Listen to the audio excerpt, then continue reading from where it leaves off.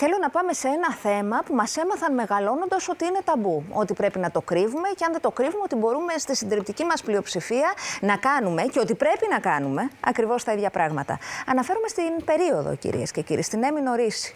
Σπάνια μιλάμε για την περίοδο χρησιμοποιώντας αυτόν τον όρο, παρά το γεγονός ότι πρόκειται για μια απόλυτα φυσική σωματική λειτουργία. Μάλιστα, οι σερβιέτες και τα λοιπά προϊόντα περίοδου διαφημίζονται στη χώρα μας από καλήγραμμες κυρίες με λευκά κολάν. Οι περισσότερες κυρίες και γυναίκες που εγώ γνωρίζω αυτές τις μέρες του μήνα είναι διπλωμένες στα δύο. Υπάρχουν χώρες όμως και κυβερνήσεις, όπως η Ισπανία, που αναγνωρίζουν και θεσμοθετούν για όσους το χρειάζονται μια αναρωτική άδεια, την οποία έχουν ονομάσει άδεια έμεινου ρήσεως. Πάμε λοιπόν να δούμε το θέμα που ετοίμασε η Γεωργία Κακή και να σας πω ότι στην Ισπανία τα προϊόντα περίοδου χορηγούνται δωρεάν στα σχολεία. Μια τέτοια συζήτηση θα μπορούσε να ανοίξει στην Ελλάδα. Η Γεωργία Κακή έχει το ρεπορτάζ. Πόσες φορές ξύπνησες μέσα στη νύχτα από τον πόνο, γνωρίζοντας πως όταν ξημερώσει πρέπει να πας για δουλειά?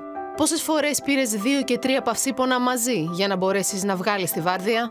Πόσα δεκάωρα δούλεψες όρθια στο ταμείο ή έξω στο κρύο υποφέροντας από πόνους περίοδου? Λιποθυμία, πυρετό, ναι, μετούς, είναι ακραία μερικά συμπτώματα. Και εγώ είμαι από αυτά τα κορίτσια που πονάω, δηλαδή η μέση, το κεφάλι. Δεν θα ήταν ανακουφιστικό να ξέρεις πως μπορείς να λείψεις από τη δουλειά σου έστω για μία μέρα αν πονάς πολύ και δεν μπορείς να είσαι λειτουργική? Η Ισπανία, πρωτοπόρος σε ολόκληρη την Ευρώπη, θεσμοθέτησε την άδεια έμεινου ρήσεως, δίνοντας το δικαίωμα στις γυναίκες με επώδυνη περίοδο να μην δουλεύουν όταν έχουν έντονα συμπτώματα. Θα μπορούσε να στοιχειοθετηθεί και συνταγματικά και μέσα στο εργατικό δίκαιο, δηλαδή θα μπορούσε να υπάρχει μια ειδικότερη διάταξη εκεί πέρα. Δεν καταλαβαίνουν ότι είναι μεγάλος πόνος γενικά, οπότε όχι μόνο μία μέρα. Στην Ελλάδα, σχετικά με τις γυναίκες που υποφέρουν από δυσμηνόρια τις πρώτες μέρες του κύκλου, δεν υπάρχει μια συγκεκριμένη θεσμοθετημένη άδεια. Ακόμα και τα χάπια δεν τις βοηθάνε, οπότε σίγουρα θα χρειαστεί άδεια. Θα έπρεπε να παίρνει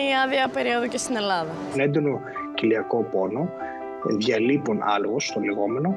Πολλές φορές έχουν και άλλα συμπτώματα όπως οι μικρανίες και απώλεια νευρικής ευαισθησίας στο εσωτερικό των μυρών και σε μερικές περιπτώσεις έχουμε και μεγάλη απώλεια αίματος, δηλαδή μεγάλη ροή κατά τη διάρκεια της περίοδου, τη λεγόμενη υπερμηνόρια, που αυτό ταλαιπωρεί ιδιαίτερα τις κυρίες που εργάζονται. Το φωτεινό παράδειγμα της Ισπανίας δεν ακολούθησε καμία άλλη χώρα της Ευρώπης, ενώ η άδεια περίοδου δεν έχει θεσμοθετηθεί ούτε στις Ηνωμένες Πολιτείες. Ο λόγος? Υπάρχει ο φόβος πως μια τέτοια διάταξη θα ενισχύσει ακόμη περισσότερο τις εργοδοτικές διακρίσεις απέναντι στις γυναίκες. Δεν θέλουμε μια γυναίκα να μην προαχθεί επειδή θα υπάρχει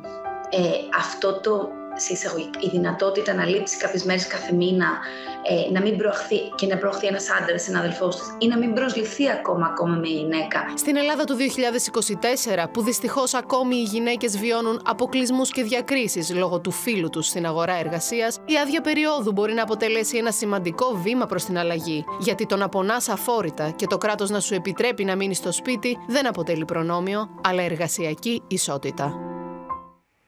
Να δούμε, θα το συζητήσουμε, οπότε αυτό εδώ.